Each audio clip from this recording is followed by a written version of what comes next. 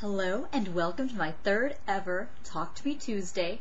Super excited to be here, and I'm sorry if the video is a little wobbly.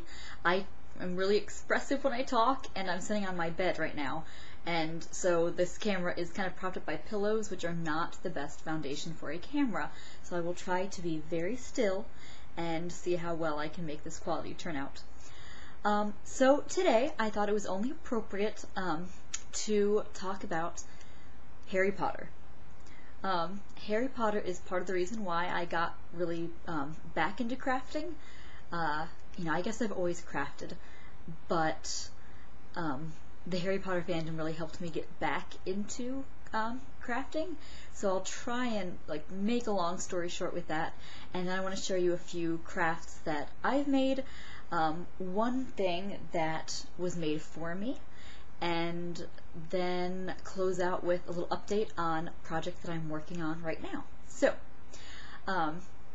with Harry Potter, I probably my biggest fandom. I love Harry Potter,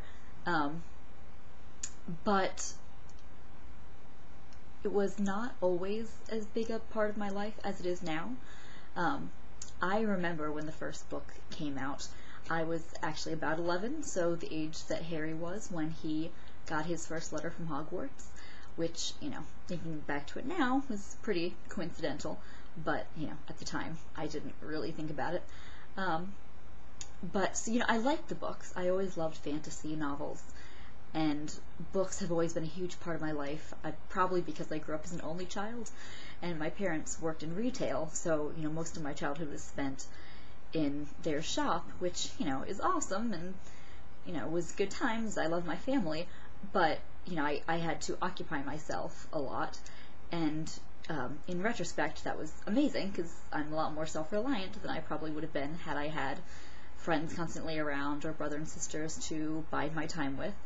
But, so in their stead, I had books, and, I've loved books since, there's never been a time that I can't remember being without a book. I take them everywhere.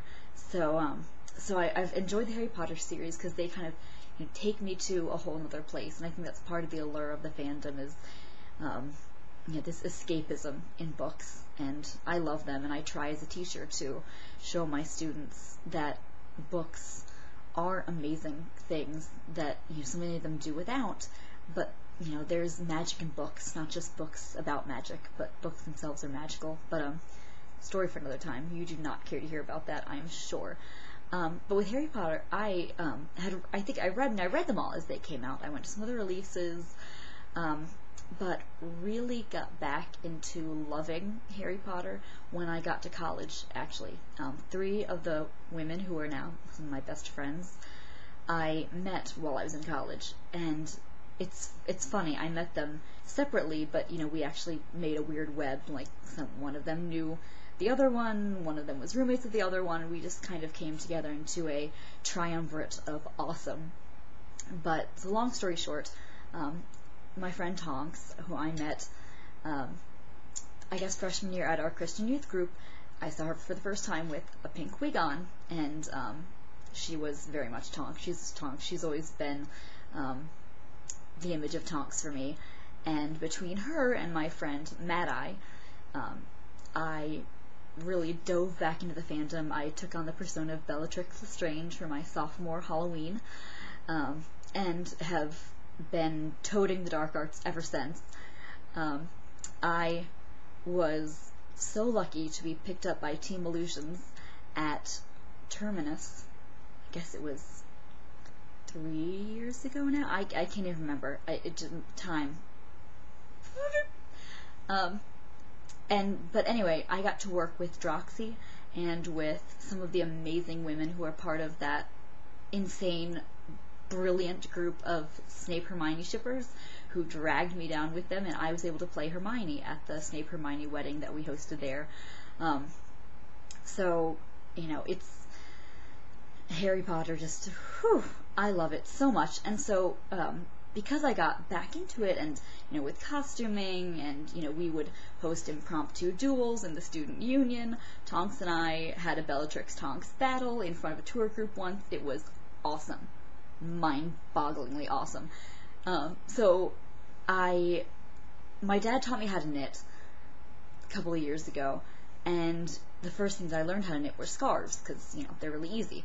And so I made a couple of scarves with the Harry Potter theme, because I love the house scarves, and I love the idea of being sorted into houses. And you know, I'm probably a Ravenclaw, just because that's, I mean, in real life, that's where I fit best into. But I love to think that I'm a Slytherin, just because I love Bellatrix and she's a lunatic, and it's so much fun to play her. So, you know, I hop houses, and my friends all have their respective houses, so I've made a lot of scarves as gifts. So, what I wanted to show you today were a couple of those scarves, and this first one is a Gryffindor scarf, and I think it was the first Harry Potter scarf that I made. I made it for my cousin, who I call Sirius. Well, first of all, because he's my cousin, and if I'm Bellatrix, then he must be Sirius. Also because he is a rascally, mischievous, very much a Gryffindor, so it was rather appropriate. So I made him that, and he wears it with pride, which makes me very happy. So this first one is the scarf that I made for him, and it is being modeled by a friend of mine who is also a Harry Potter fan and a Gryffindor. So, enjoy.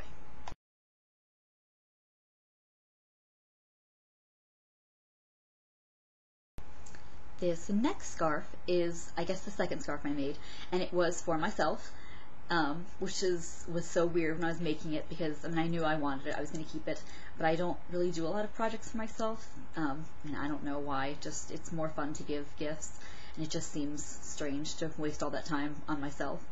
But it's stupid, I know. But this Slytherin scarf I made for me, and it's it's a lot of fun. It's really, really wide. I mean, it's probably about, you know, yay wide. I don't know.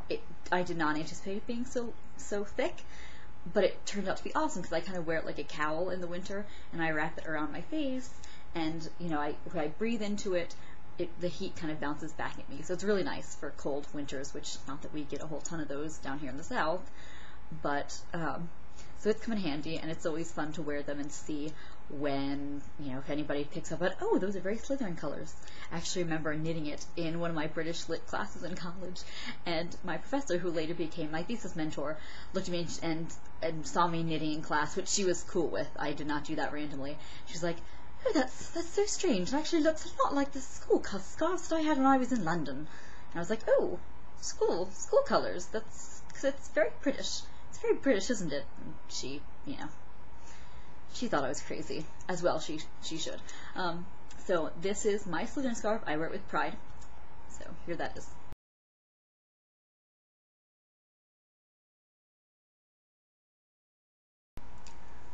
I have made a couple of Hufflepuff scarves. One for a friend of mine commissioned me to make one for her, because she knew that I enjoyed making scarves, and I made a few. And so this was just that block pattern that I've used with all the other ones, the very Sorcerer's Stone pattern, where it was, you know, it was just block of yellow, block of black, block of yellow, block of black. So I made that for her, and she enjoyed that. But I knew I really wanted to make one for my friend Tonks, who is a Hufflepuff, of course. And I guess at the time I was running low on black yarn, so I decided that it would be fun to make a Prisoner of Azkaban style Hufflepuff scarf. And I did, but it took me a ridiculously long time to make, just because for whatever reason I just kept having to stop working and start up again. So she finally got it our senior year of college, and she liked it. And it's especially long, as you'll see in the third picture, because she is very tall, and I wanted to make sure that it didn't look really dinky on her.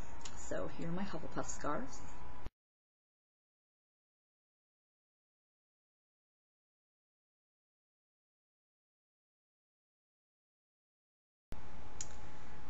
So I've also made a Ravenclaw scarf, but unfortunately I do not have any pictures of that, so, you know, sad times. But it was also a gift from my friend Mad Eye, and it is in a good home.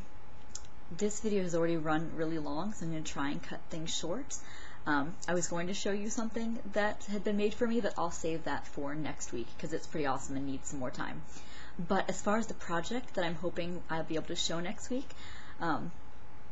Gosh, okay, I'm working on the Scottish costume that I kind of showed on my first Talk to Me Tuesday the bodice for. I'm almost done with the skirt. It is sitting over there right now. I'm probably not going to be able to finish it for this week, but it's Spirit Week at my school this week, and Wednesday is Decades Day. So, most people are going to be dressing up like 1980s, 1970s, 1950s, normal decades that most kids are going to think of. I, however, am going to be rocking it in more of a 1680s style. I am going to be wearing one of my Renaissance Fair dresses. And I can't wait. I've wanted to wear a costume to school for so long, and I finally have the opportunity to. And it's already sanctioned by the assistant principal. I told her about it, and she's like, "That would be awesome. Wear it." So I will hopefully have pictures of that for next week, and I'm really looking forward to see how my students react to walking in with, me in a full skirt and a bodice. It's actually it's a corset. It's, it was my first ever corset. It's not that great, but it turned out okay, the ensemble that I have. So even if I don't finish my Scottish outfit, which I had hoped I would, I'm going to have this one. So something to look forward to. I cannot wait. So wish me luck, and have a fantastic, fantastic, fantastic week. Bye.